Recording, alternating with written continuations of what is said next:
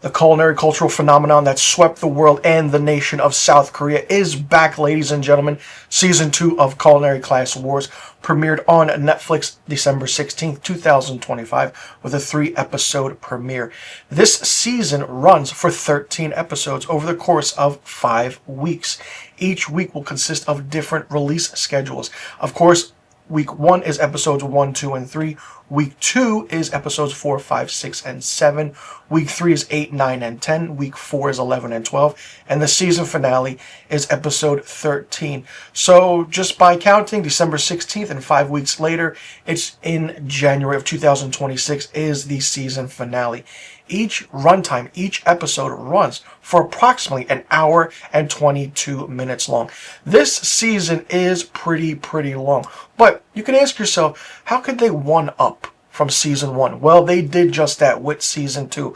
I love culinary food cooking competitions. It's always interesting to see and watch, and it's just kind of that, anticipation of what will people make, how will they make it, and what's the idea going through their heads. Now, with the second season of Culinary Class Wars, we see returning judges Sung-jae and Jong-won, who are at the helm once again. And then somehow it manages to change things a little bit differently. This time around, the Black Spoon chefs aren't just underdogs anymore, because in the first season we didn't know who they were. They were underdogs. They were kind of new into the cooking world and cooking competitions and even as chefs.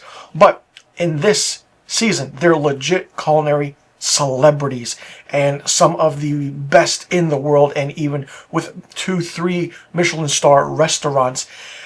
But then meanwhile, the White Spoons are basically the best of the best, featuring world-class chefs and industry heavyweights from each corner of the world, and even South Korea, America, you name it, they've done it. And just the idea of how the gastronomy works and the culinary landscape and aspect is really good. On top of that, the show introduces a new twist in this first episode. The hidden White Spoon chefs, 2 returning chefs from season 1 who were originally eliminated. Now, just like season 1, the competition is split between White Spoon and Black Spoon chefs.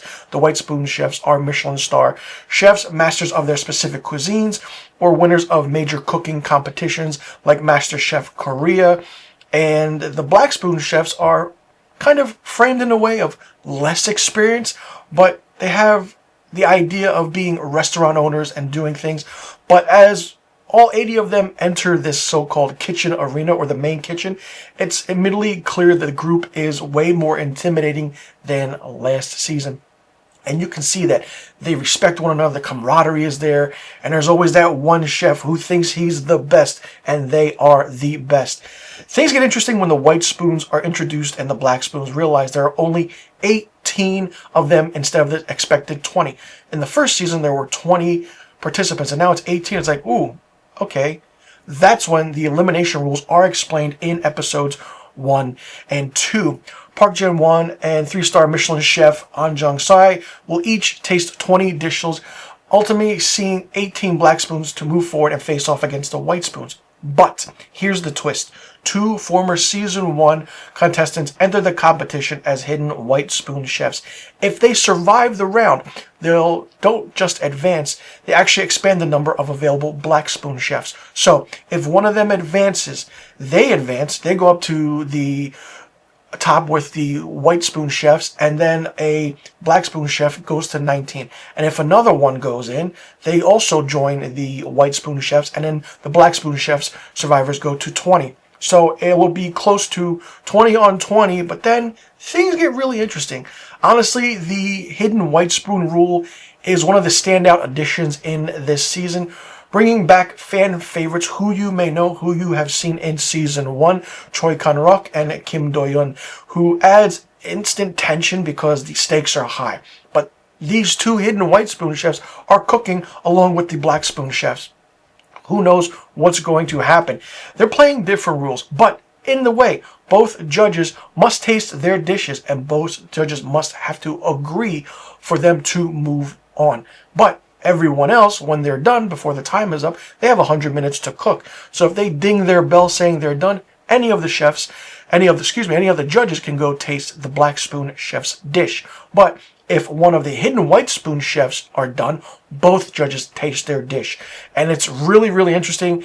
And if they have no agreement, it's an instant elimination for one of the hidden white spoon chefs, which kind of raised the stakes in a big, big way.